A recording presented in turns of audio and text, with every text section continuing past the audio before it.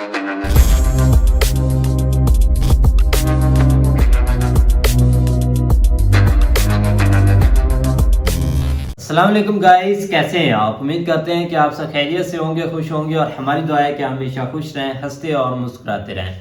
मेरा नाम है रहमान अनवर, मैं हूं मोहम्मद और मैं हूं ज़फर इकबाल। और भाई आज हम जिस वीडियो पे करने जा रहे हैं, इस वीडियो का टाइटल है सुभाष चंद्र बोस बायोग्राफी इन हिंदी। तो देखते हैं अभी वीडियो। तो अगर वीडियो पसंद आए तो लाइक सब्सक्राइब जरूर कीजिएगा और कमेंट में अपनी राय का इज़हार जरूर कीजिएगा। तो करते हैं वीडियो स्टार्ट।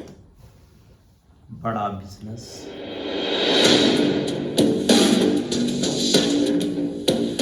एक मजबूत दीवार को अगर एक ही हथौड़े में गिरा दिया गया है तो जरूरी नहीं कि उसी हथौड़े से वो गिरी थी। उस गुलामी की दीवार पे पहले कई हथौड़े पड़े थे।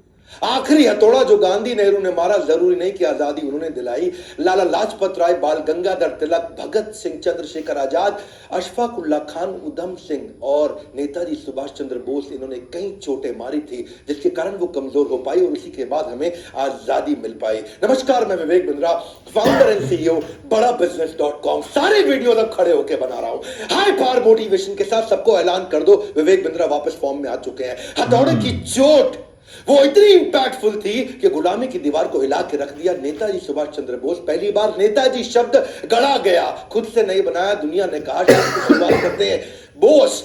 इनका जन्म 23 जनवरी आज के दिन 1897 में हुआ था। कटक जो कि उड़ीसा में है। इनके पिता जानकीनाथ बोस। एजुकेशन इन्होंने यूरोपियन स्कूल से कटक में करी थी। सिक्योर्ड करी इन्होंने सेकंड रैंक 10वीं क्लास में 1913 में, तभी उनका प्रेसिडेंसी कॉलेज में एडमिशन हुआ। एक्सपेल कर दिया गया बाद में उनको प्रेसिडेंसी कॉलेज से, क्योंकि ये थोड़े नेशनलिस्ट थे, एक्टिविस्ट थे। 1916 में इनको निकाल दिया गया। वैसे बता दें आपको, देशभक्ति का जुनून जब सर पे छा जाता है तभी करियर छोड़ के राष्ट्र की सेवा में बड़ा मजा आ जाता है। ब्रिटिश सरकार ने भारत की स्वास्थ्य सेवाओं का बुरा हाल किया हुआ था। इतना बुरा हाल किया हुआ था, इतना नजरअंदाज कर दिया था कि बड़ी बड़ी बीमारियों का अटैक चल रहा था और ये गरीबों की सेवा करना चाहते थे। Plague, cholera, malaria, small pox, chicken pox, influenza, खतरनाक बीमारियां थी। इसी दौरान कॉलरा के कारण, कॉलरा मतलब हैजा, उसके कारण लगभग 2.5 लाख लोगों की मौत हो चुकी थी। कई बार कॉलरा लौट लौट के वापस आ रहा था। चारों तरफ महामारी आ चुकी थी। बुरा हाल था। लाशें ऐसे पड़ी थी जैसे मक्खियां भिनभिना रही है, मक्खी मच्छरों की तरह लाशें पड़ी थी। मां अपने बच्चे की लाश को लेकर के गोद में रोए जा रही थी और दूसरी तरफ इन्होंने देखा कि बेटा अपने पिता की लाश में के पास बैठ करके जोर जोर से रो रहा है। इनका दिल एकदम पसीज गया, ये घबरा गए। लावारिस पड़ी लाशों को उसके बाद लेके जाते थे, ये उनका अंतिम संस्कार किया करते थे। बोस सहमे पड़े थे। वहीं ये प्रण लेते हैं कि मैं सब चीजों को ठीक करूंगा और भारत को सपनों का भारत बनाऊंगा। ये जो समय था ये इनके कॉलेज का समय था, जब ये समाज सेवा किया करते थे। तो जिंदगी के 2 हिस्से बने। शुरुआत का समाज सेवा का हिस्सा था, उसको बोलते हैं स्पिरिचुअल सर्विट्यूड। बाद में बना इनका सोशल एटीट्यूड। और पर समाज सेवा के दौरान भी, उस समय भी ये इतने बढ़िया लीडर थे कि इनको स्टूडेंट काउंसिल का हेड बना दिया कॉलेज में। और वहां पे अंग्रेज प्रोफेसर हुआ करते थे और भारतीय बच्चों के साथ बहुत दुर्व्यवहार करते थे। मिस्टर ओ नाम के एक प्रोफेसर थे, स्टूडेंट को बिना बात के, इंडियन स्टूडेंट को पीट दिया करते थे। इतना पीटते थे उनको, तो ये बात जब नेताजी के पास गई तो ये प्रिंसिपल के पास जाके शिकायत करी कि भाई ये क्यों अंग्रेज प्रोफेसर भारतीय बच्चों को पीट रहे, क्यों। उन्होंने प्रश्न किया तो प्रिंसिपल ने कहा, अच्छा, प्रिंसिपल को बोले माफी मांगने को बोल दो, माफी मांगनी पड़ेगी। प्रिंसिपल ने कहा यार क्यों माफी मंगवा रहे हो, डिपार्टमेंट हेड है, कोई बात नहीं, ऐसा होता रहता है। नेताजी ने कहा मैं स्ट्राइक करूंगा। कुछ नहीं हुआ, फिर इनको स्ट्राइक करनी पड़ी और जब स्ट्राइक करी तो बात अखबारों में आ गई। अखबारों में आ गई तो उनको आके माफी भी मांगनी पड़ी। लेकिन मिस्टर ओ फिर भी नहीं सुधरे, माफी मांगने के बावजूद नहीं सुधरे। वो कई बार और बच्चों को उन्होंने पीट दिया और इस बार जब उन्होंने पीटा तो बच्चों ने उल्टा पीट डाला। जब प्रिंसिपल के पास गई तो प्रिंसिपल बोले आपने पीठ पीछे वार किया है और नेताजी बोले पीठ पीछे नहीं, सामने से वार किया है, कायर नहीं है हम। इस चक्कर में उनको कॉलेज से निकाल भी दिया जाता है। फिर एक कमीशन बनाई जाती है और कमीशन कहते हैं कि भाई चलो इसको एक बार और माफी मांगने का मौका देते हैं, पर इन्होंने वहां जाके भी माफी नहीं मांगी। इन्होंने कहा गलत के आगे झुकना नहीं है और सही से मुंह मोड़ना नहीं। सुभाष चंद्र बोस ने कमीशन के आगे माफी मांगने से मना कर दिया। भारतीयों के साथ भेदभाव के खिलाफ इन्होंने बहुत बोला। ये कॉलेज टाइम से करते थे। कमीशन गुस्सा हो जाता है, उसके बाद उनको कॉलेज से निष्कासित कर देते हैं। इस घटना से आता है उनके जीवन में बदलाव जब वो पॉलिटिकल करियर को बिल्ड करते हैं। उनका मानना था कि सबसे बड़ा अपराध अपराध नहीं, अपराध से ज्यादा बड़ा अपराध है कि अन्याय को सहना और गलत के साथ समझौता करना। बहरहाल अब कॉलेज से तो निकाल दिए गए थे तो उनके पिता जो बैरिस्टर थे उन्होंने इनको बुलाया और बोला बेटा सुभाष, जो हो गया। अब एक काम करो, तुम आईसीएस की तैयारी करो, इंडियन सिविल सर्विसेज की। सिविल सर्विसेज मतलब टॉप मोस्ट रैंक। 4 साल की तैयारी लगती थी और उस समय जो पढ़ाई थी वो इंडिया में नहीं थी, लंदन जाके पढ़ना पड़ता था। और 4 साल की तैयारी के लिए इनको लंदन भेजा। इतने बुद्धिजीवी, इतने जबरदस्त बुद्धिमान के 4 साल की पढ़ाई इन्होंने 7 महीने में कर ली और रैंक होल्डर हो गए। 4th रैंक इनको मिली। अमूमन भारतीय उस समय सिविल सर्विसेज में नहीं जाते, इन्होंने अंग्रेजों को पीछे छोड़ दिया।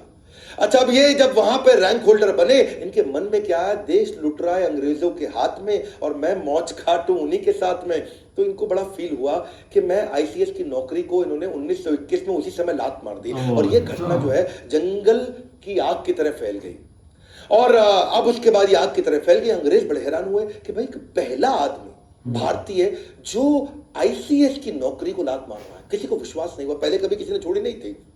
इनके पिता ने, बड़े भैया ने, सबने समझाया, पर जब राष्ट्र प्रेम का शोला दिल में घर कर जाता है, फिर दुनिया का हर सुख फीका नजर आता है। इन्होंने कहा कि भाई मेरा जन्म देश को लूटने के लिए नहीं बल्कि देश के लिए कुछ करने के लिए हुआ है। तो लोग हैरान हो गए और लोग उनसे मिलना चाहते थे, उनको देखना चाहते थे, उनके विचारों को जानना चाहते थे कि कौन है वो व्यक्ति जिससे मखमलों वाले बिस्तर को छोड़ करके कांटों भरी जमीन को चुनाए केवल देश सेवा के लिए।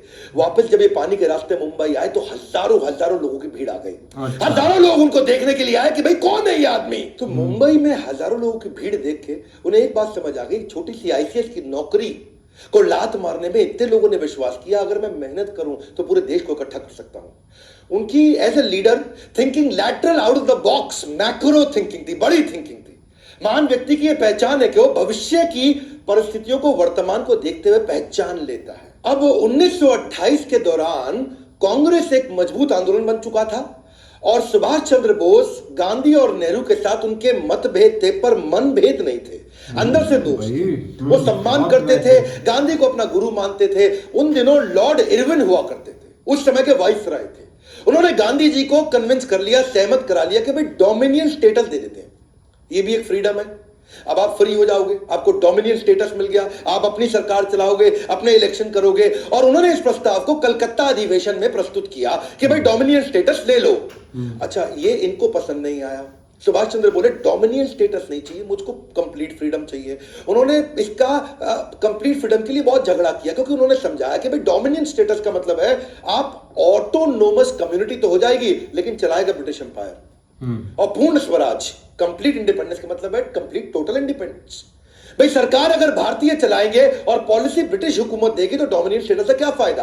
अगर सरकार चलाने और पॉलिसी बनाने दोनों के अधिकार भारतीयों को मिलेंगे, उसी का फ्रीडम हमारे को चाहिए।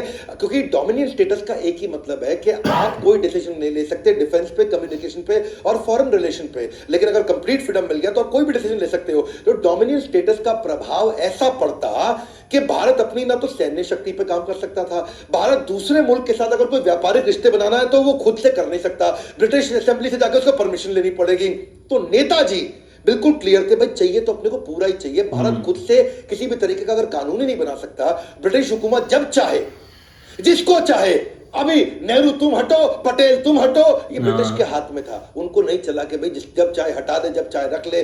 तो कुल मिलाकर के ये इतने बड़े इन्फ्लुएंसर 1928 तक बन चुके थे कि इन्होंने गांधी नेहरू दोनों को कन्विंस कर लिया। और नतीजा ये हुआ कि पिछले साल तो कलकत्ता अधिवेशन में अभी तो बहस ही चल रही थी, अब इन्होंने अगले साल लाहौर अधिवेशन में 1930 के अंदर पूर्ण स्वराज के लिए झंडा फहरा दिया और तय कर लिया भाई इससे कम कुछ नहीं, अपने को कंप्लीट इंडिपेंडेंस चाहिए, कोई डोमिनियन नहीं चाहिए। अब जैसे जैसे समय बढ़ रहा था, नेताजी का कद भी बढ़ता जा रहा था। 1939 का समय आया और तब गांधी जी को अच्छा नहीं लग रहा था कि ये थोड़े गरम दल वाले बन रहे थे, क्योंकि गांधी नेहरू वगैरह तो थोड़े नरम दल के थे और ये चाहते थे कि भाई अब दुनिया भर में लड़ाइयां हो रही है तो अब हमें भी लड़ना चाहिए, क्योंकि वर्ल्ड वॉर 2 का टाइम आ गया है। इस समय अंग्रेज कमजोर हो जाएंगे, क्यों नहीं उनको हरा दिया जाए इस टाइम पे, इस टाइम उनको तोड़ा जाए। गांधी बोले नहीं मुझे आपका तरीका पसंद नहीं, क्यों ना इलेक्शन करा ले। तो तब प्रेसिडेंट की पोजीशन के लिए इलेक्शन का समय आया। अब गांधी ने क्या किया, इनको हटाने के लिए उन्होंने अपना आदमी लगा दिया, सीतारमैया, साउथ से लेकर के आए सीतारमैया को, और सबको जाके पूरे देश में बता दिया, सारी के सारे कांग्रेस के जितने भी वर्किंग कम्युनिटी, जितने भी लीडर्स थे, इनको बोला कि सीतारमैया जीतेगा तो मतलब समझो मैं जीता, सीतारमैया मेरा आदमी है। और उन्होंने सीतारमैया के लिए कैंपेन करना शुरू कर दिया। इधर नेताजी सुभाष चंद्र बोस भी उनका आशीर्वाद लेकर के इलेक्शन के लिए आगे बढ़े और जब चुनाव के नतीजे आए तो सब हैरान हो गए। गांधी जी की उम्मीदों के विपरीत नतीजे आए। सीतारामैया को 1375 सीट मिली, सुभाष चंद्र बोस को 1580 सीट मिली। आपको यहां समझना पड़ेगा, यहां समझिए कि सुभाष चंद्र बोस का कद बहुत बढ़ चुका था। लोग गांधी से ज्यादा उनको पसंद करने लगे थे। ये ध्यान देने वाली बात है। गांधी जी नाखुश हो चुके थे। वो बोले कि सीतारामैया की हार मतलब मेरी हार है। वो चाहते नहीं थे सुभाष चंद्र बोस जीते, क्योंकि सुभाष चंद्र बोस से उनको नाराजगी नहीं थी, लेकिन दोनों की विचारधारा अलग होने के कारण गांधी उनको प्रेम तो करते थे पर चाहते नहीं थे कि ये रहें, क्योंकि गांधी प्रेम से चलाना चाहते थे। गांधी बोले कि इस समय हमारा शत्रु समस्या के अंदर है, वर्ल्ड वॉर 2 की तरफ जा रहा है, तो अब हमारे को उसे तंग नहीं करना चाहिए। सुभाष चंद्र बोले ये क्या तरीका हुआ, जब पूरी दुनिया लड़ रही है तो आप क्यों इधर थप्पड़ मार लो, इधर थप्पड़ मार लो।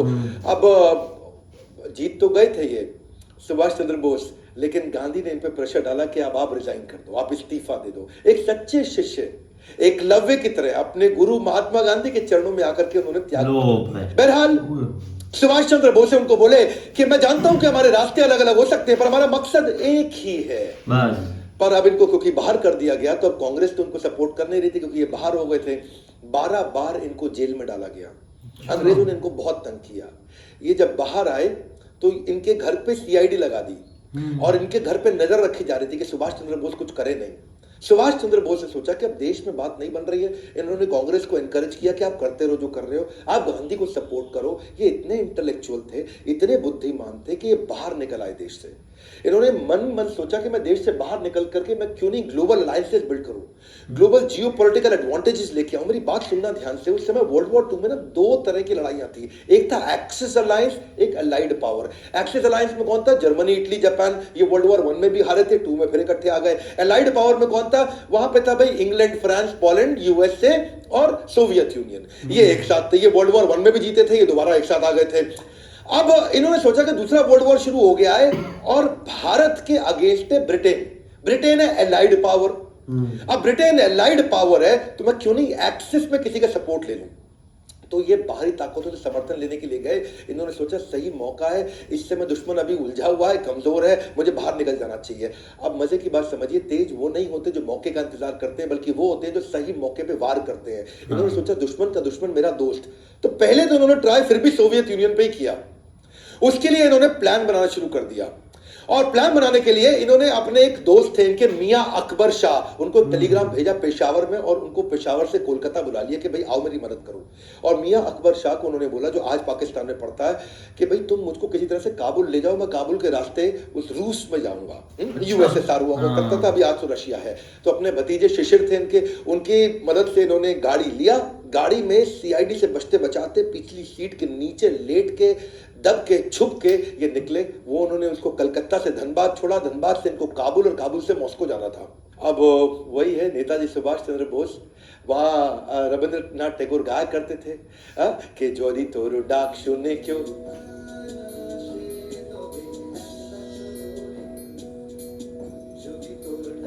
तो ये अकेले चल पड़ते थे। जोधी तोरो डाक, अगर तेरी आवाज सुन के कोई ना शेन, अगर कोई नहीं आता है तो तबे अकेला चलो रे। सारी जुगत लगा के सुभाष चंद्र बोस जर्मनी पहुंच गए हिटलर से मिलने के लिए।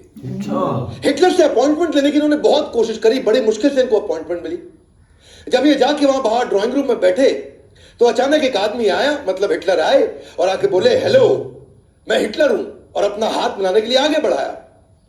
सुभाष चंद्र बोस जवाब देते हैं, मेरा नाम सुभाष है, मैं भारत से आया हूं और मैं आपसे नहीं, मैं हिटलर से मिलना चाहता हूं। मैं तो हिटलर हूं। फिर वो वापस लौट के चले गए अंदर। अंदर से एक दूसरा आदमी आता है, फिर आके हाथ मिलाता है, हेलो मैं हिटलर हूं, बताइए। तो सुभाष चंद्र बोस फिर खड़े हो गए, नमस्कार मैं सुभाष चंद्र बोस भारत से आया हूं, मुझे आपसे नहीं, मुझे हिटलर से मिलना है। सब हैरान हो गए, अरे ये क्या चक्कर है, हिटलर तो आए मिलने के लिए। सुभाष चंद्र बोस ने मना कर दिया मिलने के लिए, बोले मैं हिटलर से मिलना चाहता हूं। अब 3-4 जब लोग आए और सबको उन्होंने बोल दिया मैं आपसे नहीं, मैं हिटलर से मिलना चाहता हूं, तो हिटलर ने असल में अपने 4-5 बहरूपिये बना रखे थे। उसको अपनी जान का खतरा रहता था। और सुभाष चंद्र बोस हर बार पहचान गए असली हिटलर को। जब ये बात पता चली तो उसकी बुद्धि चकरा गई और वो बाहर आए। उनके लिए ये पहली बार हुआ पूरी पृथ्वी पे कि किसी आदमी ने पहचान लिया कि यार ये तो असली हिटलर नहीं है। तो वहां करके उन्होंने अपना दूरी से वहां खड़े हो गए और दूर पे आके खड़े होकर के इनको देखने लगे कि क्या चक्कर है, पहचानता कैसे। तब सुभाष चंद्र बोस खड़े हो गए और दूर से खड़े हो गए हिटलर उनको बोले कि बताइए क्या बात है, क्यों मिलना चाहते हैं। और तभी सुभाष चंद्र बोस मुस्कुरा के आगे बढ़े, बोले नमस्कार, मैं सुभाष चंद्र बोस भारत से आया हूं, मैं आपका बहुत धन्यवाद करना चाहता हूं हिटलर कि आपने मुझसे मिलने का मुझे ये अवसर दिया। हिटलर हैरान, क्या पहचान गया ये? अब बिल्कुल ठीक पहचाना। पूछा कि भाई तुमने मुझे पहचाना कैसे? सारी बात छोड़, पहले ये बताओ पहचाना कैसे? आज तक दुनिया में कोई पहचान नहीं पाया। मेरे यही सारे कॉपी जो मेरे हिटलर के होते हैं, ये दुनिया भर में घूमाते, सारे काम कराते, तुमने पहचान लिया। तो तभी सुभाष चंद्र बोस बोले कि भाई मैं आपसे मदद मांगने आया था, मैं आपके चौखट पर आया हूं और आपका स्वभाव थोड़ा गर्वात्मक होना चाहिए, थोड़ा गर्व वाला होना चाहिए। और आप आगे पहले हाथ बढ़ा देते थे कि मैं हिटलर को बताइए, तो मैं उसी से समझ गया कि हिटलर के पास एक किसी पराधीन देश से, भारत जो कि परतंत्र है, वहां से कोई मदद मांगने आया, तो आपके चेहरे में वो गर्व नहीं दिख रहा था। तो आपके जो कॉपी थे वो राइट बिहेवियर नहीं डिस्प्ले कर रहे हैं। और हिटलर की बुद्धि चकरा गई, बोला ऐसा इंटेलिजेंट आदमी कभी नहीं देखा, इसको क्या बोलते हैं एक्यूरेट जजमेंट। और इसके बाद इस मुलाकात से हिटलर इतना प्रभावित हुआ कि जो युद्ध बंदी इन्होंने बना रखे थे, युद्ध बंदी जो 4000 इन्होंने अंग्रेजों से जीते थे, उनको उन्होंने फ्री कर दिया और वो वहां से आजाद हिंद फौज में ज्वाइन किए नेताजी सुभाष चंद्र बोस के साथ में। हिटलर ने इनको हेल्प करी और इन्हें कहा कि देखो अगर आप आगे बढ़ना चाहते हो, जीतना चाहते हो, भारत जर्मनी से बहुत दूर है और जापान एक्सेस पावर है, हम लोग के साथ की पावर है। मैं जापान में बात करवा देता हूं, आपकी कुछ सिस्टम्स तय करते हैं कि मैं आपको जापान भेजता हूं यहां से, और वहां से आप टीम बनाएं, क्योंकि जापान आपकी मदद करेगा, जापान हम लोग के साथ का है और जापान भी अंग्रेजों के खिलाफ है। तो ये बड़ा मुस्कुराया, इनको बहुत अच्छा लगा। तो हिटलर ने इनके लिए बहुत अच्छा अरेंजमेंट किया। आप समझ सकते हैं, बाकी लोग भारत में ज्यादा पढ़े लिखे नहीं थे, लेकिन ये दुनिया भर में इंटरनेशनल अलायंसेस बिल्ड कर रहे थे। अंग्रेजों को भी पता लग गया अब तक कि ये इस समय जर्मनी में है और वहां से इन्होंने पूरी तैयारी करी। इनको हिटलर ने अपनी एक प्राइवेट बड़ी पनडुब्बी दी, जिसमें इन्होंने जो जर्मनी की नौसेना की बड़ी पनडुब्बी थी और उसमें 90 दिन लगने थे। वो जहां पानी के ऊपर, पानी के नीचे सब तरह से ट्रैवल कर सकती थी। उससे इन्होंने इनको सुमात्रा द्वीप में भेजा, जो आजकल इंडोनेशिया का आइलैंड है, उसको जापान ने जीता हुआ था और जापानी सेना के कब्जे में था। ये वहां पहुंचे, हिटलर की मदद से पहुंचे, हिटलर के कारण पहुंचे। इमेजिन हिटलर को भी इन्फ्लुएंस कर पाए। सुमात्रा से फिर ये, जो कि जापानीज आइलैंड है, अभी इंडोनेशिया के पास है, वहां से प्लेन से टोक्यो पहुंचे और वहां पहुंचने के बाद ये जानते थे कि जापान एशिया के अंदर अपना वर्चस्व के लिए लड़ाई कर रहा है। तो जापान के प्रधानमंत्री को जाके इन्होंने इन्फ्लुएंस किया। ऐसे इंटेलिजेंट लीडर्स नहीं थे जो इतने पढ़े लिखे थे, इतने इंटेलिजेंट थे। वहां जाके प्रधानमंत्री को साथ में बैठाया और उनको क्या बोला, देखिए भाई साहब, हिदेकी तोजो, एक बात समझ लीजिए कि एशिया तो एशियाई लोगों का होना चाहिए ना, एशिया में बाहर के गोरे कैसे आ गए? वो बड़ा मुस्कुराए, क्या जबरदस्त आदमी है, बात तो ठीक कह रहा भाई, एशिया तो एशियाई का होना चाहिए। तो हिदेकी को बात अच्छी लगी। फिर उन्होंने कहा कि भाई आपके भगवान बुद्ध है और हमारे यहाँ भी तो भगवान बुद्ध ही है, हमारे लिए कितने पूजनीय है, उस लिहाज से तो हम भाई भाई हो गए। और वो बड़ा इंप्रेस हुए। जापानी प्रधानमंत्री, उन्होंने जाके पार्लियामेंट में अनाउंस कर दिया कि हम सुभाष चंद्र बोस को पूरी मदद करने को तैयार है। भारत की आजादी की लड़ाई में जापान उनके साथ में। सुभाष चंद्र बोस जानते थे कि इनका इस समय सिंगापुर के साथ झगड़ा चल रहा है, सिंगापुर में अटैक कर रहे हैं। और सुभाष चंद्र बोस को मालूम था कि अंग्रेजों की सेना सिंगापुर में थी, वहां 85,000 ब्रिटिश सैनिक थे, जिसमें से 45,000 तो इंडियन थे। तो इन्होंने पहले से एक योजना बना रखी थी, जिसमें जापानीज को एक मैसेज दे रहे थे कि जब तुम सिंगापुर में बम गिराओगे, वहां पर्चे फेंक दो, हर बम के साथ पर्चे फेंको ऊपर हवाई जहाज से, और हर पर्चे में लिखो, हिंदी में भी, तमिल में भी, अंग्रेजी में भी, कि तुम भारतीय कब तक अंग्रेजों का गुलाम बन के उनके साथ लड़ते रहोगे, तुम भारतीय कब तक अंग्रेजों का गुलाम। अब वहां पर जितने भी सिंगापुर में सैनिक थे जो भारतीय, वो पर्चा पढ़ लेते थे और वहां पे अंदर विद्रोह चालू हो गया। इनकी रणनीति सुभाष चंद्र बोस की, प्रधानमंत्री जापान के साथ में मिलकर काम आई, अटैक की रणनीति, इनको वहां सफलता मिली। और अब इमेजिन करिए, जापानीज प्राइम मिनिस्टर तक को इन्फ्लुएंस कर दिया, उनको तक एक योजना समझा दी, सिंगापुर पे अटैक करके सिंगापुर, अब सिंगापुर जापान का हो गया था। अब जैसे ही उनका हुआ, प्रधानमंत्री भी इनसे खुश थे। तो वहां जो 45,000 ब्रिटिश आर्मी के अंदर इंडियन सैनिक थे, उनको जापानीज ने इनको वापस कर दिया, सुभाष चंद्र बोस को, और वहां से तैयार हुई पूरी आर्मी। रास बिहारी बोस जो वहीं पे इंडियन लोगों को तैयार किया करते थे, उनके माध्यम से नेताजी सुभाष चंद्र बोस को सौंप दिया गया और अब तैयार हो गई आजाद हिंद फौज। यहां से अंग्रेजों को पता लगने लगा कि ये बहुत बड़ी तैयारी कर रहा है। जापानी सेना बर्मा को जीत चुकी थी, अब बर्मा में कब्जा इनका था जापानीज का। इन्होंने कहा कि भाई अब बर्मा के रास्ते भारत में घुसेंगे और प्राइम मिनिस्टर ने पूरा सहयोग किया। नागा पहाड़ियां यानी कि नॉर्थ ईस्ट जो नागालैंड है, वहां से मैदानी इलाकों में जाएंगे, पहले पहाड़ों पे जाएंगे, वहां से मैदानी इलाकों में जाएंगे। अप्रैल 1944 में आजाद हिंद फौज जो ये सिंगापुर से अपनी टीम तैयार करके आए थे, बर्मा से टीम तैयार करके आए थे, ब्रिटिश सेना को खदेड़कर मणिपुर में जाकर के पहली बार तिरंगा डाला। पूरा देश पूरा हिल गया उस समय। एक बात आपको बता दें, मानते तो दिल से गांधी भी थे कि हमारा देश अनडिवाइडेड रह सकता था। क्या कहते हैं कि अगर आप किसी को जोड़ना चाहते हो ना अपने साथ, तो उसे केवल गले नहीं दिल से लगाना चाहिए। क्योंकि गांधी ये जानते थे कि जिन्ना कितना भी शोर मचा ले, सारे हिंदू और मुसलमान अगर किसी एक लीडर को इकट्ठे मानते थे तो वो थे सुभाष चंद्र बोस। मैं आपको एक कहानी बता देता हूं। 1943 में जब रंगून के अंदर बर्मा में ये अपनी फौज इकट्ठी कर रहे थे, तो आजादी के लिए अपनी फौज को इकट्ठा करने के लिए उन्होंने सबसे योगदान मांगे। और उस योगदान के दौरान वहां पे एक मुस्लिम व्यक्ति आया और उसने आकर के बोला कि सुभाष चंद्र बोस जी, मैं आपको अपना सब कुछ देने को तैयार हूं, मेरे पास कुछ करोड़ रुपए हैं। याद रखना उस समय कुछ करोड़ रुपए बहुत हुआ करते थे। मेरे पास कुछ करोड़ रुपए, अपना घर है, अपना परिवार है, मैं सब आपको देने वाला हूं। तो वो सुभाष चंद्र बोस उनको बोले, उस मुसलमान व्यक्ति को, कि तुम क्यों मुझको अपना सब कुछ दे दोगे तो अपना घर कैसे चलाओगे? तो उसने क्या बोला, अब घर थोड़ी चलाना है, अब तो मैं भी, मेरी पत्नी भी, मेरे बच्चे भी आपकी सेना में है। गांधी ये बात जानते थे। इनफैक्ट ये तो एक बार खुद मोहम्मद अली जिन्ना ने भी बोला था कि अगर सुभाष चंद्र बोस प्रधानमंत्री बनते हैं तो मैं उनके साथ रहने को तैयार हूं, उनको अलग पाकिस्तान की आवश्यकता नहीं। मैं आपको ना ऐसे बताऊंगा कि गांधी की उन्होंने रिस्पेक्ट फिर भी जीवन भर करी।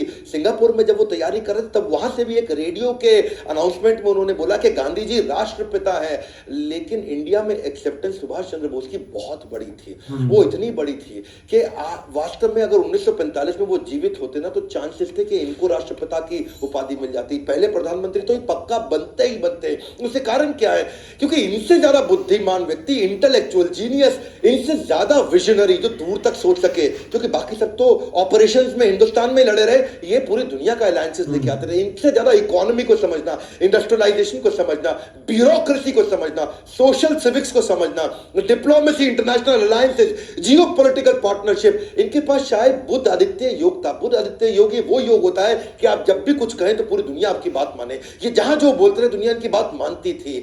चांसेस थे कि अगर ये रहते तो उसके बाद पाकिस्तान बनता ही नहीं, पाकिस्तान भारत में ही होता। मैं फिर बता रहा हूं आपको, क्योंकि गांधी ये बोलते थे कि ये अनडिवाइडेड चाहते थे और जिन्ना अगर कंट्रोल में आते तो केवल इन्हीं के कंट्रोल में आते, सुभाष चंद्र बोस के। जिन्ना और तो किसी की नहीं सुनते थे। पर दुर्भाग्यवश हुआ ये कि पीछे 1945 आ चुका था, वर्ल्ड वॉर में अमेरिका ने हिरोशिमा नागासाकी बॉम्ब डाल दिया जापान में, जापानीज लोग पीछे हो गए। लेकिन क्या आजाद हिंद फौज की याद है हमें कुर्बानी। भले ही इतिहासकारों ने नहीं लिखी इनकी कहानी, जितना कर सकते थे उससे बहुत ज्यादा सपोर्ट किया जापान ने, पर अब उसने सारा सपोर्ट वापस खींच लिया क्योंकि संभव था ही नहीं। नेताजी सुभाष चंद्र बोस, इन्होंने पहले ऐसे व्यक्ति थे जिन्होंने महिलाओं की भी ब्रिगेड बनाई। झांसी की रानी लक्ष्मीबाई के नाम पे वो ब्रिगेड तैयार करी थी। अब इन्होंने नॉर्थ ईस्ट से सारी की सारी अपनी टीम को थोड़ा वापस बुलाया, क्योंकि पीछे से हमारे को आर्म्स, एम्युनिशन, खाना, वो सारी सप्लाई रुक गई थी। अब सुभाष चंद्र बोस जी इस समय ऑल्टरनेट प्लान को बिल्ड कर रहे थे। तो इन्होंने क्या सोचा, वियतनाम जापान के पास ही था, तो ये वहां से फ्लाइट लेकर के मॉस्को जाना चाहते थे। वर्ल्ड वॉर 2 लगभग खत्म हो चुका था हिरोशिमा नागासाकी के बाद। तो उन्होंने प्लान किया था यूएसएसआर के साथ मैं नए अलायंसेस बिल्ड करूंगा, कुछ नई स्ट्रैटेजी लेके, नई योजना से जब वहां जाने लगे। अब वियतनाम से मॉस्को जाते वक्त खबर ऐसी आई कि ताइवान रास्ते में, ताइवान के एयरपोर्ट के पास उनका जहाज क्रैश हो गया और उसमें देहांत हो गया। खैर इसमें बहुत सारी बातें थी, वो उनका देहांत हुआ कि नहीं हुआ इसकी बात बाद में करूंगा। पर भारत में अंग्रेजों ने हमारी सारी लीडरशिप को उठा लिया, पकड़ लिया। वो क्राइम वॉर के तहत हमारे यहाँ के जो आर्मी के अधिकारी थे, जो आजाद हिंद फौज के थे, उनको सबको पकड़ा उन्होंने और देशद्रोह के आरोप में उन पे मुकदमे चलाने लगे। यहाँ पे नेताजी अब तक बहुत काम कर चुके थे और पूरी दुनिया में खबर फैल चुकी थी कि उनका देहांत हो चुका है, वो जीवित नहीं है। अब ये थोड़ा मनोबल टूट रहा था, लेकिन गुस्सा भी बहुत बढ़ रहा था। इनके जो 3 सबसे इंपॉर्टेंट सीनियर लीडर्स थे, जिसमें शाहनवाज हुसैन, गुरबख्श सिंह ढिल्लो, ये पंजाबी थे, और पीके सहगल, ये तीनों के करेज ऐसे थे कि जब इनको अंग्रेजों ने दिल्ली में बुला के तंग करना शुरू किया और इन्होंने बड़ी मजबूती के साथ बोला कि हम आजाद हिंद फौज के लिए लड़के हमने ठीक किया, तो वहां पे ये बातें अखबार में आनी थी, अखबार में आ गई।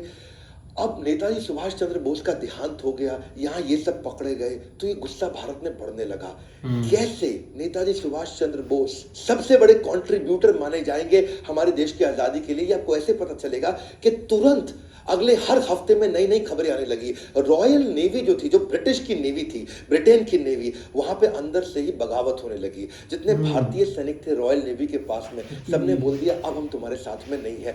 जब वो सब खबरें आई तो रॉयल एयरफोर्स मतलब जो ब्रिटेन के पास एयरफोर्स थी, यानी कि जिसमें भारतीय सैनिक काम करते थे, वहां पे भी बगावत होनी शुरू हो गई। ये कुल मिला के लगभग 20,000 सैनिकों की बगावत पब्लिक में आई, और वो खिलाफत और बगावत और बढ़ी तो सारे सैनिकों में गुस्सा आने लगा। उससे क्या हुआ, तो जय हिंद के नारे जब बहुत तेज हुए तो सब प्रभावित होते होते रॉयल एयरफोर्स बची थी, वहां पे भी बगावत बढ़ी। रॉयल एयरफोर्स और रॉयल आर्म फोर्स के बाद में बची ब्रिटिश इंडियन आर्मी, वहां विद्रोह चालू हो गया। अब ये विद्रोह पूरा फैल गया, सारे के सारे लोग गुस्से में आ चुके थे, और अंग्रेजों को अंदर लगने लगा कि भाई अब इन पे भरोसा करना संभव नहीं है। भारत में ब्रिटेन की जो आर्मी थी, सुनिएगा, भारत में जो ब्रिटेन की आर्मी थी वो केवल 40,000 लोगों की थी, इंडियन सोल्जर 25 लाख थे। अब वो 40,000 जरा से, और भारतीय सैनिक 25 लाख, वो 25 लाख को ये 40,000 कंट्रोल करते थे। अब वो 25 लाख तो छोड़ो, अब इस विद्रोह के बाद वो 25,000 के साथ भी लड़ने लायक नहीं बचे थे ब्रिटिशर्स। वहां दुनिया भर में लड़ाई करके आ चुके थे वर्ल्ड वॉर 2 के बाद में। अब इनको लगा कि हमारे 40,000 और इनके 25 लाख, इनके 25 लाख से लड़ने के लिए हम 40,000 को क्या 4 लाख कर सकते हैं? क्या हम दोबारा इंग्लैंड से मंगा सकते हैं सेना? अब वर्ल्ड वॉर 2 के बाद वो पॉसिबल था नहीं, तो वो उनके लिए था बड़ा काटा। फिर उन्होंने सोचा कि भाई इन 25 लाख को हम तनख्वाह भी दिए जा रहे हैं और ये रिवोल्ट भी किए जा रहे हैं, तो इन्होंने इनको डीकमीशन करना शुरू किया। इनको भाई निकालो, अब इनको तनख्वाह देनी बंद कर दो, इनको बाहर कर दो। और जब उनको डीकमीशन किया, क्योंकि सैलरी कॉस्ट भी बहुत ज्यादा थी, पैसा इनके पास था नहीं और लोग ला नहीं सकते थे, अब यहां पे विद्रोह और बढ़ गया, क्योंकि भाई उनको नौकरियों से निकाले जाने लगा। अब नौकरी से निकाला और विद्रोह बढ़ गया। जो अंदर बचे थे वो भी विद्रोह कर रहे थे, जो बाहर आ रहे थे वो भी विद्रोह कर रहे थे। कई बार पूछते हैं नेताजी सुभाष चंद्र बोस ने क्या किया? यही किया, पूरे देश के अंदर पहले लोग बोलते रहे यहां भी थप्पड़ मारो, यहां भी मारो, और यहां क्या हुआ, पूरी सेना ने इतने थप्पड़ मारे कि अब उनको लग गया अब हम यहां रुक नहीं सकते हैं। और परिस्थिति को देख के ब्रिटेन ने उसी समय भारत को स्वतंत्र करने की घोषणा करनी शुरू करी। और ये इस बात का सबूत इस घटना से भी मिलता है कि उस समय के जो 1956 में उस समय के जो प्रेसिडेंट थे, क्षमा चाहता हूं, प्राइम मिनिस्टर थे, यानी कि क्लेमेंट एटली, ये 1945 से 1951 के दौरान ये प्राइम मिनिस्टर हुआ करते थे। ये भारत आए बाद में, और जब भारत आए तो यहाँ पे कई लोगों ने उनसे पूछा कि भाई आप वर्ल्ड वॉर 2 भी जीत गए, 1 भी जीत गए, आप तो इतने पावरफुल थे, आपने क्यों भारत को छोड़ दिया इतने जल्दी? सब कुछ आपके पक्ष में था, फिर आपने क्यों छोड़ा? तब उन्होंने बताया कि भारतीय सैनिकों का जो विद्रोह था ना, उससे हम टूट चुके थे। हम तनख्वाह भी दे रहे थे, हमारे लिए कॉस्ट भी था, और उनका विद्रोह आया, और ये विद्रोह, और दूसरी तरफ कहीं दोबारा आजाद हिंद फौज ना आ जाए फिर से। क्लेमेंट एटली जी, एक बात बताइए, जो नरम दल था यानी कि गांधी नेहरू, उनसे कितना प्रभाव पड़ा? क्लेमेंट एटली ने बोला उनका तो कोई प्रभाव था ही नहीं। सारा प्रभाव कहां से आ रहा था ये मैंने आपको बताया। जानते हैं पहले क्लेमेंट एटली कौन है? ये वही व्यक्ति है जिन्होंने इंडिया इंडिपेंडेंस एक्ट पे हस्ताक्षर किए थे। इन्हीं के सिग्नेचर से हम लोग इंडिपेंडेंट हुए थे। क्यों बोलते हैं मजबूरी का नाम महात्मा गांधी? आप कमेंट बॉक्स में बताइएगा तो मैं गांधी पे वीडियो बनाऊंगा। अब इस समय हर देश के एक पावरफुल पर्सनालिटी पे अगर आप वीडियो देखना चाहते हैं तो मेरे यूट्यूब चैनल पे आइए। मैं बताना भी चाहूंगा आपको आगे चल के कि क्या वो सारी की सारी अलग अलग प्रकार की थ्योरीज हैं कि कहां रहे या जीवित रहे या नहीं रहे। बोस नहीं बचे, एयर क्रैश में 1945 में वो चले गए, ये भी एक थ्योरी है। बोस को टॉर्चर किया गया, जनरल जीडी बख्शी ने बताया कि अंग्रेजों ने उनको बाद में टॉर्चर किया गया, उनको प्रिजन में, उनको जेल में मार दिया गया, ये भी एक प्रकार की थ्योरी है। बोस जीवित थे और फ्रेंच सीक्रेट सर्विसेज में इन्वॉल्व हो गए थे, ये भी एक थ्योरी है। बोस आगे चल करके भगवान जी या गुमनामी बाबा बने, ये भी एक प्रकार की थ्योरी है। बहुत सारी कंट्रोवर्सीज है। 18 को अगर प्लेन क्रैश हुआ तो 23 तारीख को उसकी खबर क्यों आई? अब मुखर्जी कमीशन के अनुसार ताइवान के अंदर कोई घटना में कोई एयर क्रैश तो हुआ ही नहीं था। दूसरा, कई लोगों ने बताया कि लोग अपने बयान भी बदलते रहे, रहमान जो उनके साथ थे उनके भी बयान बदलते रहे। ताइवान सरकार के पास विमान हादसा का कोई दस्तावेज नहीं है। उनके अस्थि कलश को आज भी रैंकोजी मंदिर में जहां रखा हुआ उसका डीएनए टेस्ट क्यों नहीं कराया गया? तो बोस के बारे में बहुत सारी कंफ्यूजन हमेशा रही हैं और अलग अलग प्रकार की थ्योरीज आती रही हैं। ऐसा नहीं कि इस पे प्रश्न नहीं उठा, बहुत बार प्रश्न उठा, बहुत बार रिसर्च भी करनी शुरू करी। इनफैक्ट यूएस की इंटेलिजेंस, यूके की इंटेलिजेंस, रशिया की इंटेलिजेंस, सबने बड़ा जोर लगाया, लेकिन रिपोर्ट में कुछ समझ में नहीं आया। शहनवाज कमीशन भी बिठाया गया 1955 में, उन्होंने बता दिया कि नहीं जी प्लेन क्रैश ही हुआ। खोसला कमीशन हुआ 1970 में, बोले नहीं जी प्लेन क्रैश ही हुआ। मुखर्जी कमीशन 1999 में आया, उसकी कोई रिपोर्ट ही समझ में नहीं आई। विष्णु सहाय कमीशन आया बाद में, उन्होंने बोला कि गुमनामी बाबा नहीं थे, जबकि बहुत लोगों ने माना कि गुमनामी बाबा ही नेताजी सुभाष चंद्र बोस थे। इसकी बहुत सारी स्टोरीज है, किसी से मैं इसके ऊपर एक अलग से वीडियो बनाऊंगा। सुभाष चंद्र बोस जी की मौत का रहस्य चाहे जो भी हो, लेकिन वो व्यक्ति ऐसे थे जिन्होंने जीवन के जन जन के जीवन को सार्थक बनाया है। उनका देहांत तो हुआ है, लेकिन उनके प्रति हमारा स्नेह अंत नहीं हुआ, हमारे प्रेम का अंत नहीं हुआ। उनका देहांत हुआ है, लेकिन उनके विचारों का अंत नहीं हुआ है। वैसे एक बात पक्का है कि उस समय में अस्त्र और शस्त्र से लड़ाई हुआ करती थी, और उनका इंडस्ट्रियलाइजेशन पे हमेशा से बड़ा फोकस रहा है कि मैं कैसे अपनी करेंसी बनाऊंगा, कैसे सिक्के बनाऊंगा, कैसे इंडस्ट्रियलाइजेशन करूंगा, मेरी इकोनॉमी कैसे ग्रो करेगी। बहुत विजनरी थे। इच्छा तो इतनी थी कि इस वीडियो को और 1 घंटा तक चलने दूं। इतना कुछ मैं बताना चाहता हूं कि वो रीइंकारनेट कर सके, हम उनके इस विजन को लीडरशिप में डाल सके। लेकिन आज अस्त्र शस्त्र की लड़ाई नहीं है, आज लड़ाई मार्केट शेयर की है। आपको भी सीखना होगा कि आप अपने बिजनेसेस को एक्सपैंड करके दुनिया भर में अपनी कंपनीज को कैसे ग्रो करें, कैसे आप अपने। तो जैसा आपने भाई देखा कि सुभाष चंद्र बोस, उन्होंने भाई एक बार ना ये दुनिया पलट दी है यार। ये तो भाई आज हमने उनके सुने, उनके बारे में सारा, जैसे हमने पिछले एपिसोड में देखा था भाई डॉक्टर अब्दुल कलाम जी की देखी थी उनकी बायोग्राफी। लेकिन यार जब से ये हमने अब सुनी है ना सुभाष चंद्र बोस, उन्होंने भाई हर चीज़ बदल दी। देख लें कि भाई सबसे पहले आईएसआई की जो उन्होंने इतनी बड़ी भाई जॉब छोड़ी थी ना, वो सबसे बड़ा उन्होंने भाई काम किया था, सबसे बड़ा। और उन्होंने फिर मनवाया था कि भाई इंडिया को, क्योंकि जब भाई थोड़े से उन्होंने इतने लोग इकट्ठे किए थे भाई, एक जॉब छोड़ने पर फिर उनका भी भाई दिल बढ़ गया था कि आगे कुछ शुरू से बचपन से ही मतलब के अंदर ये बसा था कि एक स्कूल के मतलब के जब दिन थे तब अंग्रेज जब मारते थे भारतीयों को, तब भी उनके अंदर सीधे हो गए, तब भी उनके अंदर ये एक जज्बा आ गया था कि यार ये क्यों ऐसा कर रहे हैं हमारे देश के साथ। और उसी जो मारता था उसी को ही भाई उल्टा मरवाया भी, और उधर से ही अंदर से उस दिन से ये आवाज उठना शुरू हो गई थी भाई। और फिर भाई उधर चले गए लंदन में, और उधर जाकर भाई पढ़ते रहे, इतना बड़ा नौकरी भी मिली, योद्धा भी मिला, वो भी छोड़ दिया क्योंकि अंदर देशभक्ति थी ना, लोगों को देख नहीं सकते थे अपने को, इसलिए भाई किया सब कुछ। हाँ अब लेकिन जो वो गए थे ना भाई हिटलर के पास, हाँ ये सबसे ज्यादा बात है भाई। वो कैसे छुप छुपा के वो गए और उनको पहचाना है, क्या यार बुद्धिमान थे फिर तो वो हैं। हाँ, क्योंकि उनके माइंड में शुरू से ही था कि ये कैसे हर चीज हैंडल करनी है। बिल्कुल, असल में ना ये स्टार्ट में बचपन में इंसान के अंदर अगर ये चीज आ जाए ना, अपना थोड़ा सा जिसको बोलते हैं अपने आप को उड़ाने की, तो फिर बंदा हाथ में नहीं आता। लेकिन ये कि हम ऐसे लोग हैं, हमारा मतलब जो मिडिल क्लास फैमिली से तल्लक ज़्यादा लोगों का, तो वो ज़्यादा अपनी जॉब के तक ही महदूद रहते हैं। लेकिन ये कि अगर थोड़ा सा बंदा ऊपर सोचे तो बहुत कुछ कर सकता है, क्योंकि जो जिसको भी आप देखें जो इस लेवल के पहुंचा है, उसने स्टार्ट में जो है ना अपने आप को एक आज़ाद किया, तब जाके वो इस लेवल के ऊपर पहुंचा भाई। लेकिन ये कि भाई कमाल कर दिया उन्होंने। असल आज़ादी जो है ना वो इन लोगों ने लेके दी है। ठीक है, असल जो आप ये कह सकते हैं कि जो बीज बोया है ना, जिस तरह वो कह रहे थे, हालांकि उनकी डेथ हो गई, जो उसके ऊपर भी खैर कंट्रोवर्सी जिस तरह आई, तो हमें पता चला कि उसके ऊपर अभी भी कंट्रोवर्सी चल रही है। उनका कोई प्रॉपर किसी के पास सिस्टम नहीं है। जिस तरह 4 कमीशन बने, जिसमें 3 ने जो है ना वो ओके किया कि वो प्लान जो है ना वही क्रैश हुआ था। लेकिन ये कि उसके बावजूद जिस तरह वो एक डट गए, उनके पीछे जो है ना वो फौज या एक बगावत शुरू हुई, वही असल जो है ना वो आजादी की तरफ ले बस उन्होंने जो भाई आर्मी बेबस हो गए। हाँ, जब उन्होंने आर्मी जो बनाई थी ना भाई, आजाद हिंद, वो वाली भाई आर्मी वो बहुत खतरनाक थी। उनकी अब भी कोई वीडियो आप बना कर देख आप देखो ना, आपने हिटलर का भी इतना हिस्ट्री में नाम सुना है ना, तो भाई उनसे भी वो जाकर मिले हैं और ऊपर लेवल तक जाकर गए और ऊपर से गेमें डाली हैं ये नहीं कि इधर बैठ कर ही मतलब कि उसको बता दिया, उसको बता दिया ना, एक ऊपर लेवल से जो जो अंग्रेजों के खिलाफ थे उनको एक मतलब कि अपनी साइड पर किया, कुछ सेना ली, भाई बड़ी अपने बुद्धि लोग इस्तेमाल की ना, जापान वाला सिस्टम किया। हाँ, बहुत ही भाई बुद्धि इस्तेमाल की और उनको भाई एक इनके साथ लड़वा दिया और अंग्रेजों को पिटाया भी। वो ना और कि भाई हर जगह आप देख लें कि छोटी छोटी फाइट होती भाई, कि जो भाई अपना इंडियंस थे उन्होंने भाई दूसरों के साथ जो है उनको भाई अलहदा धकेल दिया, मतलब जहाँ जहाँ भी भाई थे वो,